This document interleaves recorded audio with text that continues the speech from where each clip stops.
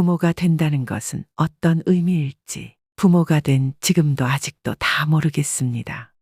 부모의 사랑은 죽음도 넘어선 큰 사랑이라고 말하는데요.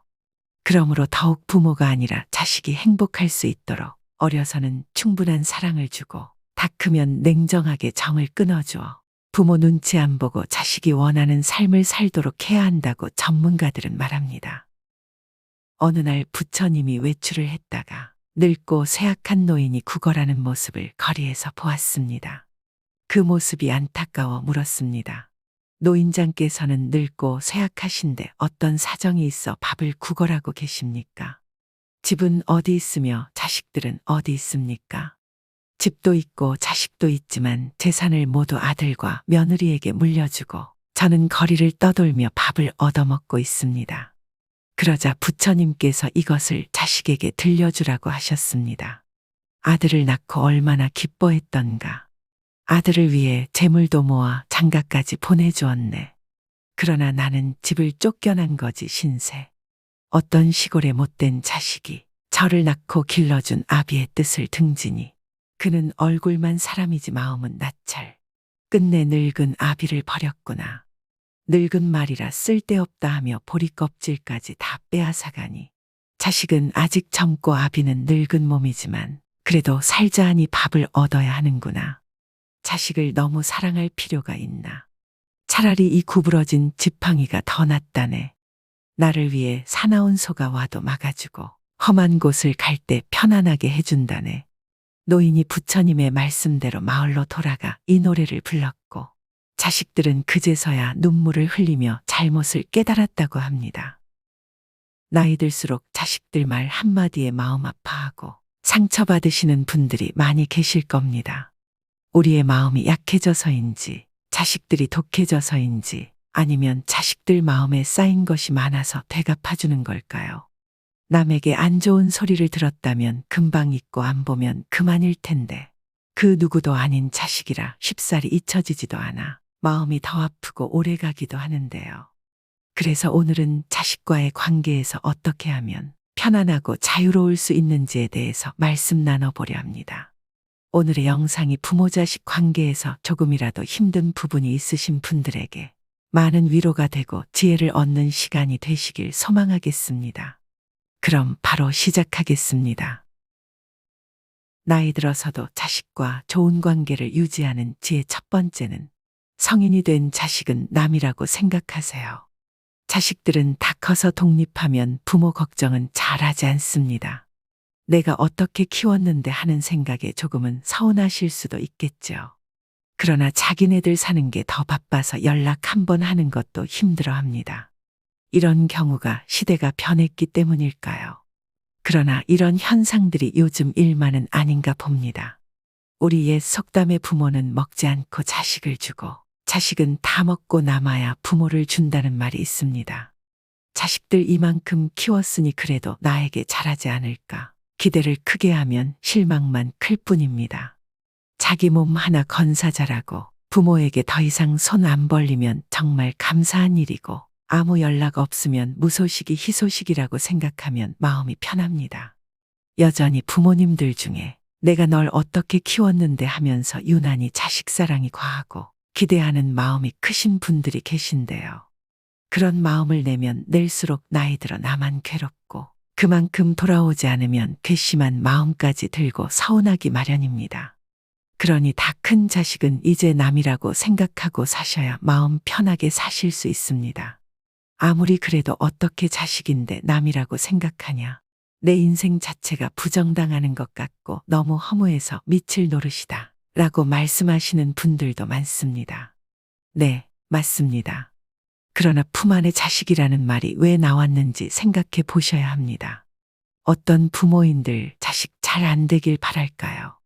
성인이 되어 부모에게 더 이상 손 안 벌리고 부담 주지 않고 스스로 자기 인생 잘 살아간다면 그것만으로도 효자고 효녀라고 생각해야 합니다. 그러니 아끼고 아껴 얼마라도 남겨 자식에게 재산 물려주겠다는 생각도 이제는 접어두시기 바랍니다. 재산이 많은 부모들 밑에서는 훗날 자식들 간에 얼마라도 더 가지겠다며 원수가 되는 자식들도 참 많습니다. 요즘 뉴스를 보면 피를 나눈 형제들끼리 남보다 더 못한 사이가 되는 경우를 많이 봅니다. 그 원인이 대부분은 돈 때문이죠. 그래도 자식에 대한 과도한 집착을 내려놓기 어렵다면 이렇게 생각해 보시면 어떨까요? 요즘은 자식들이 더 힘든 세상이에요. 이 험한 세상 살아남기 위해 무한 경쟁 속에 사는 젊은이들을 우리 부모 세대가 이해해야죠. 자식에게 온갖 정성을 쏟았던 것들은 부모로서 도리를 다했던 것들이니 당연한 것이고, 되돌려 받으려 하지 말고 이제 자신 스스로의 즐거움을 찾아서 건강한 노후를 보내자고요. 이렇게 생각하고 산다고 해도 자식은 죽을 때까지 자식이니 물질적인 거리는 멀리 살아도 정서적인 거리만큼은 가까운 거리에서 언제든 자식이 손을 뻗으면 닿을 거리에 있으면서 적당한 거리를 지키면서 살면 됩니다. 자식 걱정은 조금 내려놓으시고 건강할 때 여행도 다니고 맛집도 다니고 부부끼리 대화도 많이 하시고 남은 여생을 즐기세요. 나이 들어서도 자식과 좋은 관계를 유지하는 지혜 두 번째는 자식에게 고맙다고 자주 말해주세요. 어떻게 하면 중년 이후에 자식들과의 관계를 긍정적인 방향으로 이끌 수 있을까요? 이 질문에 답하기 전에 나는 살면서 무엇을 제일 후회하는지 생각해 보셔야 합니다. 대개 우리나라 부모들이 가장 후회하는 것들로 이런 것들을 꼽는다고 합니다. 소소한 것에 너무 걱정을 많이 한 것, 바깥일을 너무 열심히 하느라 아이들과 많이 못 놀아준 것, 휴가를 가지 않은 것, 사진 혹은 영상을 많이 찍어두지 않은 것, 책을 자주 읽어주지 않은 것, 성장하는 순간에 함께 있어주지 못한 것, 운동에 참여하지 않은 것, 이런 것들이라고 합니다. 이것만 보면 부모가 자녀들에게 대단히 잘못을 많이 한 것 같죠. 그러나 부모의 잘못만은 아닙니다. 그럼 어떻게 하면 성인이 된 자녀들과 잘 지낼 수 있을까요? 남은 인생을 어떻게 하면 사랑하는 자식들과 좋은 관계를 이어갈 수 있을까요?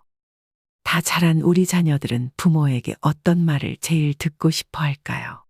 20세에서 60세까지의 성인 130명을 대상으로 인터뷰한 결과 아주 재미난 결과가 나왔습니다. 인터뷰에 응한 대부분의 사람들은 부모에게 어떤 말을 듣고 싶은가 보다 부모님이 저에게 질문을 해주셨으면 좋겠어요 라고 답했다고 하는데요. 부모님이 자녀에게 어떤 말을 해줄지 고민하기보다 먼저 자녀에게 직접 물어봐 달라는 것입니다. 너는 엄마가 무슨 말을 해줬으면 좋겠어? 너는 자랄 때 어떤 말을 듣고 싶었니? 이렇게 직접 자신이 하고 싶었던 이야기나 마음을 직접 물어봐 주길 원했다는 것입니다.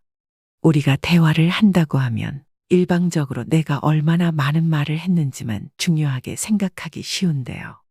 대화를 잘 이끌어가기 위해서는 내가 많은 말을 하는 게 아니라 상대방의 말을 들을 준비가 되어 있어야 하며 상대가 무슨 말을 하고 싶은지를 캐치하는 것이 중요합니다. 아이들이 성장기라면 대개 목적을 가진 이야기를 하게 됩니다. 그러나 이미 성장기를 지나 성인이 되었다면 이제는 이미 인생의 길을 함께 걸어가는 동반자가 되었다는 뜻입니다. 이제 자녀들이 성인이 되었다면 직접 물어봐 주세요. 너가 어릴 때 어떤 이야기를 듣고 싶었는지, 그리고 지금은 어떤 이야기를 듣고 싶은지, 그것이 함께 살아가는 동반자로서 성인 간의 대화라고 할 수 있습니다. 또한 부모에게 가장 듣고 싶은 말은 고맙다라는 말이었는데요. 이렇게 잘 자라주어 고맙다, 잘 살아주어 고맙다 같은 말을 듣고 싶어 했습니다. 더불어 자랑스럽다는 말도 듣기를 원했습니다. 인터뷰했던 사람 중에 46세인 인터뷰어가 있었는데요. 그의 부모님은 두 분 다 80대셨는데 두 분 다 말이 없으시고 매우 엄격하셨다고 합니다. 이분은 장남이었고 여동생이 둘 있었는데요. 그의 아버지는 딸들에게 한 번도 회초리를 댄 적이 없었고 아들에게는 말 그대로 거의 폭군에 가까웠다고 했습니다. 폭언을 자주 들어야 했고 조그마한 실수에도 필요 이상의 체벌도 받으며 자랐다고 했습니다. 그러한 성장 과정을 거친 후 46세가 된 아들은 이렇게 말했습니다. 저는 한 번도 아버지를 원망한 적이 없습니다. 왜냐하면 저는 장남이니까요. 그런데 아버지가 저에게 딱 한마디만 해주셨으면 좋겠어요. 아버지는 내가 자랑스럽다. 너는 우리 집의 자랑스러운 장남이다. 이 말이 그렇게 듣고 싶었습니다. 그러면서 인터뷰 자리에서 꽤 오랜 시간 눈물을 흘리셨습니다. 옆에는 그의 아내도 함께였는데 결혼 생활 20년 동안 남편이 그렇게 흐느껴 우는 것을 보지 못했다고 했습니다. 세 번째는 공개 칭찬이었습니다. 다른 사람들이 있는 곳에서 나를 좀 칭찬해 주셨으면 좋겠다고 말했습니다. 이것은 고맙다는 말과 자랑스럽다는 말을 합쳐놓은 상황이라 할 수 있습니다. 공식화라는 건 선언입니다. 저는 이것이 사랑의 표현이자 지금까지의 기여에 대한 선언이자 현재 모습에 대한 인정으로서의 선언이라고 생각합니다. 나이 들어서도 자식과 좋은 관계를 유지하는 제 세 번째는 인정해 주셔야 합니다. 여기에서 인정하기란 상대의 존재 자체를 인정해 주는 것을 말합니다. 상대가 한 노력의 결과물뿐만 아니라 그 과정들과 성의나 노력들까지도 존중하고 인정해 주는 것입니다. 가족이니까 이 정도쯤은, 가족이니까 너무 편해서 함부로 말하게 되는 때가 많은 것 같습니다. 속마음까지도 다 알고 이해해 주겠지라고 착각하기 매우 쉽습니다. 그러나 가족이라서 편하게 대했던 행동이나 말들을 잘 생각해 보세요. 우리는 너무 편하다고 생각하는 관계에서 생각지 못한 큰 상처를 주기가 더 쉽다는 것을 간과할 때가 많습니다. 또한 존중하고 예의 있게 대하며 인정해 주는 것이 더욱 어렵고 야박할 때가 많은데요. 저는 소통 강사 김창옥 교수님이 하신 말씀 중에서 가족 관계에서 가장 중요한 건 사랑이 아니라 예의인 것 같다는 말을 참 좋아합니다. 이것은 부모와 자식 관계에서도 매우 중요하다고 할 수 있습니다. 내가 낳았고 길렀기 때문에 내 자식이니까 잘안다고 착각하게 되는 경우가 많습니다.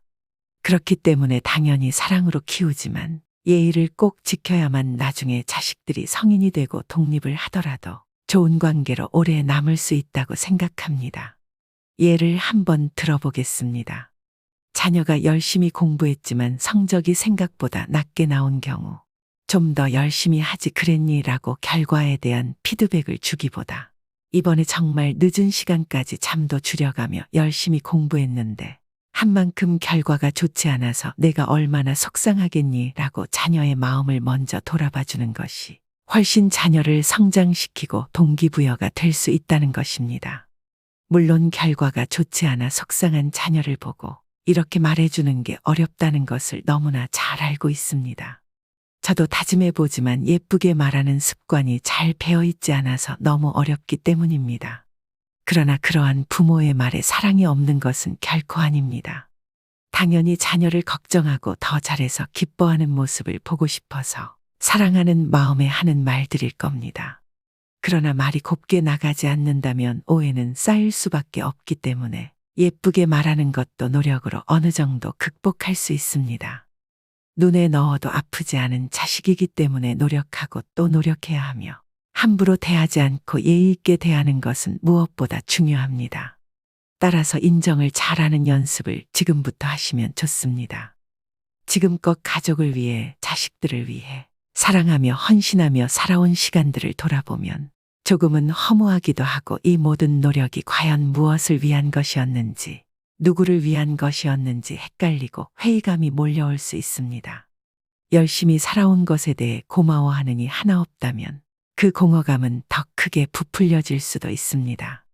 그러나 이러한 시기가 나에게만 찾아오는 것이 아니라 자연스러운 삶의 과정 중 하나라고 생각한다면 조금은 마음이 가벼워질 수 있습니다.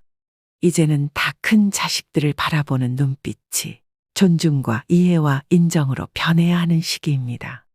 가족 간에도 개개인의 공간과 의견을 인정하고 존중하는 것이 무엇보다 중요합니다. 그렇게 할 수 있다면 더욱 건강한 관계를 이어갈 수 있습니다.